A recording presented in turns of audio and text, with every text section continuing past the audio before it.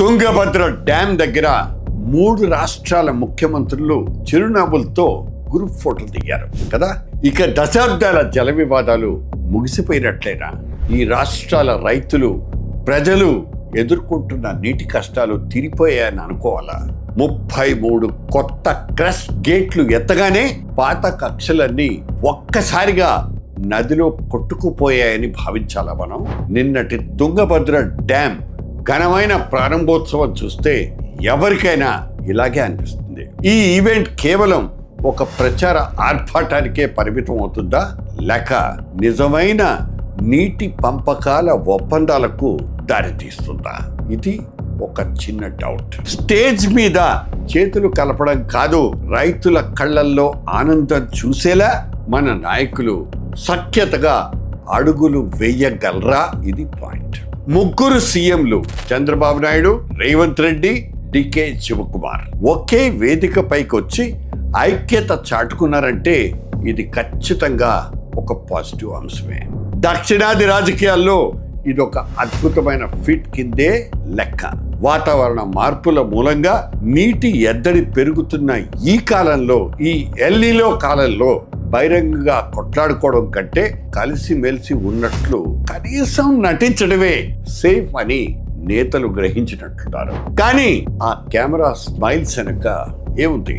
అసలు ground reality చాలా భయంకరంగా ఉంది. కృష్ణా జలాల పంపిణీ మీద ఆంధ్రప్రదేశ్, తెలంగాణ మధ్య ఇంకా పచ్చగడ్డి వేస్తే భక్కుమనేలా రగడ కొనసాగుతోంది.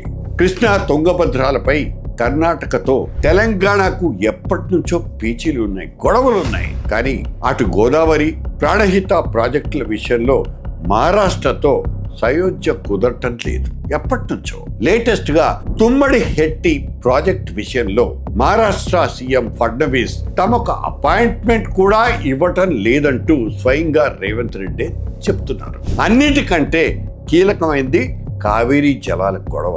కర్ణాటక, తమిళనాడు మధ్య జల వివాదాలు అలాగే పడున్నాయి. వంశధార పైన ఏపీ, ఒడిశా మధ్య కోల్డ్ వార్ నడుస్తూనే ఉంది. ఈ గొడవలేవి కేవలం నీటి కొరత గురించి వచ్చినవి కాదు.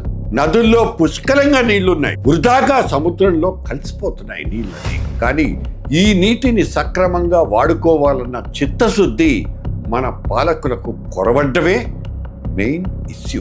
ప్రాజెక్టుల నియంత్రణ, వాటాల పంపిణీ, జలాల విడుదల ఇటువంటి వాటిపైన ప్రధానంగా పేచీలు ఉన్నాయి, గొడవలు ఉన్నాయి. రాజకీయ సత్సంకల్పం పరస్పర సహకారానికి దోహదపడుతుంది నిజమే, కానీ తాత్కాలికం మాత్రమే.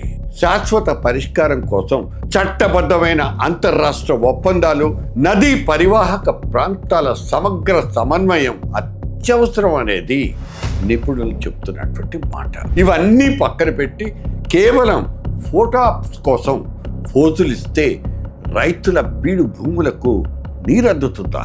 ఇదంతా చూస్తుంటే గ్రౌండ్ రియాలిటీకి, స్టేజ్ మీద నాయకుల మాటలకు అస్సలు పొంతనే లేదు. అందుకే తుంగభద్ర ఈవెంట్లో సీఎం రేవంత్ రెడ్డి పాల్గొనడం మీద తెలంగాణ ప్రతిపక్షం బీఆర్ఎస్ తీవ్ర స్థాయిలో మండిపడుతోంది. తెలంగాణ రైతుల హక్కుల్ని పక్క రాష్ట్రాలకు సరెండర్ చేస్తున్నారంటూ సెటైర్ చేస్తోంది. నిజానికి ప్రజల అవసరాల కంటే కేంద్ర మద్దతున్న ప్రాజెక్టులు, రాజకీయ మైలేజ్ కోసమే ఈ కృత్రిమ ఐక్యత రాగం పాడుతున్నారన్నది సోషల్ మీడియాలో వైరల్ అవుతున్న పచ్చి నిజం. ఎస్, ముఖ్యమంత్రులు ఇలా కలిసి కూర్చోవడం వెల్కమ్, ఆహ్వానించదగిందే. అయినా కేవలం కొత్త గీట్లు వేసినంత మాత్రాన దశాబ్దాల జల వివాదాలు తుడిచిపెట్టుకుపోవు కదా అన్నదే ప్రశ్న. ఆ దిశగా కార్యాచరణ ఎప్పుడు మొదలవుతుందన్నది ఈ పాలకులకే తెలియాలి. రాష్ట్రాల మధ్య ఏ గొడవలు సద్దుమణగాలన్నా ఆ కేంద్రం చేతుల్లోనే ఉంటుంది. తెలంగాణ, ఆంధ్ర మధ్య కృష్ణా, గోదావరి వాటాల విషయంలో దశాబ్దాలుగా వివాదం నడవడానికి కేంద్రం పెద్దల దుష్ట పన్నాగమే కారణం. చివరికి రాష్ట్రం విడిపోయి 12 సంవత్సరాలైనా జల జగడాలు ఇంకా కొనసాగుతున్నాయంటేనే దీని వెనక ఎటువంటి రాజకీయాలు నడుస్తున్నాయో మనం అర్థం చేసుకోవచ్చు.